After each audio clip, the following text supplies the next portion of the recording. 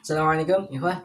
Kali ini kita akan membahas mengenai i'rab. Nah, i'rab ini adalah inti pembahasan atau inti yang dipelajari dalam ilmu nahwu. Nah, apa itu i'rab? Nah, jangan lupa untuk subscribe bagi yang belum dan pencet belnya.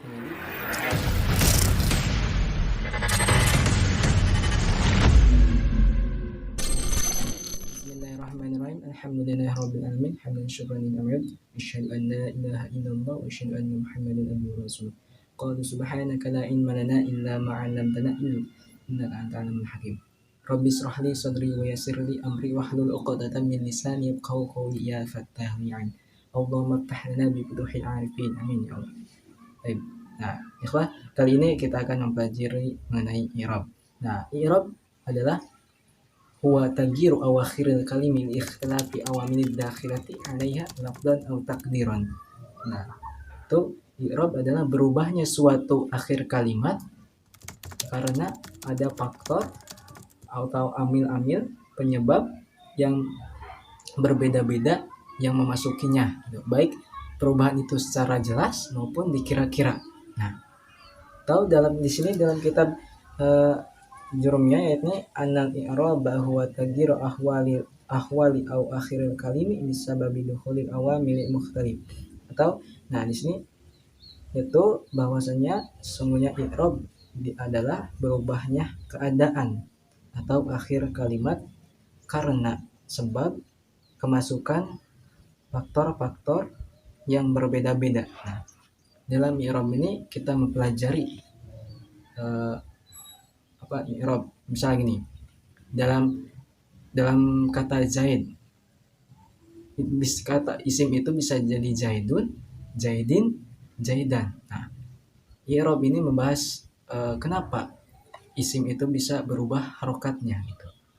Nah, dan perlu diketahui bahwa i'rab itu terbagi pada 4 bagian, yaitu darofa, nasab, khafad atau jer, dan terakhir adalah jazm atau sukun.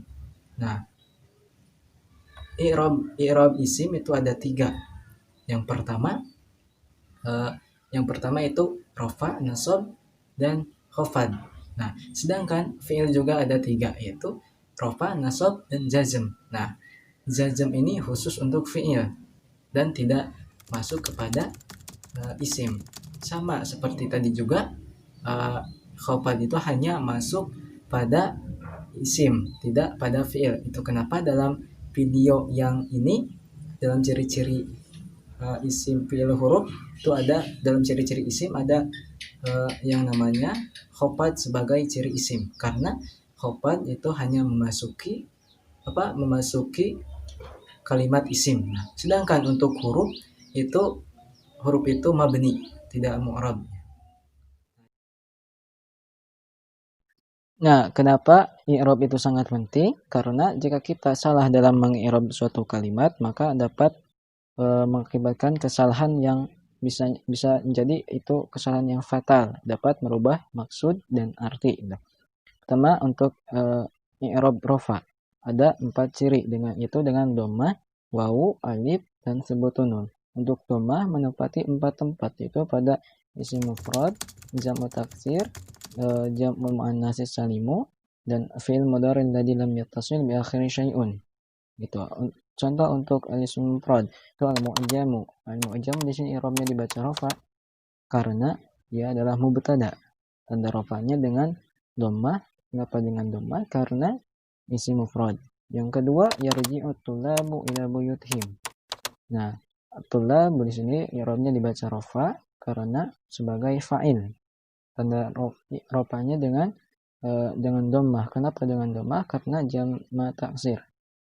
Selanjutnya at-talibatu yata'annamna al-arabiyyah. At-talibatu i'rabnya dibaca rafa karena dia adalah mubtada. Kemudian tanda i'rabnya dengan dhammah. Kenapa dengan dhammah? Karena jama' muannats salim. Nah, yang selanjutnya adalah ya'kulu Muhammadul wajibatal khafifah. Nah, ya'kulu di sini i'rabnya dibaca rafa.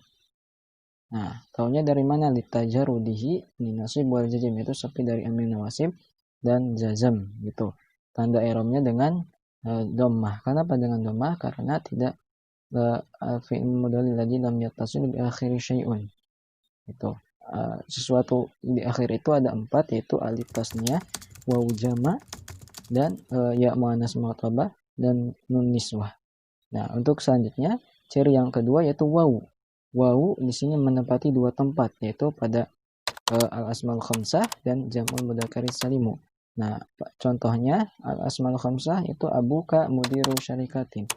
Abuka di sini i'rabnya dibaca rofa. Taunya dari mana? Karena mubtada. Itu. Tanda rofanya dengan waw. Kenapa tandanya dengan demikian? Karena al-asmaul khamsah. Yang selanjutnya adalah al-muslimuna yusalluna subhi jamaah. Itu al-muslimun. Di sini adalah i'rabnya dibaca rofa. Kenapa dibaca rofa? Karena sebagai mubtada. Nah, tanda rofanya dengan wawu. Kenapa dengan wawu? Karena jama' mudzakkar salim. Nah, yang ciri ketiga yaitu alif. Alif ini hanya menepati isim musanna, yaitu yang menunjukkan 2. Contohnya al-waladani mutafahimani. Gitu. Al-waladani di sini i'rabnya dibaca rofa. Taunya dari mana? Karena dia sebagai mubtada. Tanda i'rabnya dengan apa? Dengan alif. Kenapa tandanya dengan alif? Karena dia isim musanna. Yang terakhir, yang keempat. Nah, sebutun nun. Tetapnya nun. Itu menepati pada al-af'alul khamsah. Atang tadiruna ashabakum. Contohnya. Atang tadiruna. Di sini i'rabnya dibaca rofa. Taunya dari bahwa dia itu sebagai fi'il. Tuh.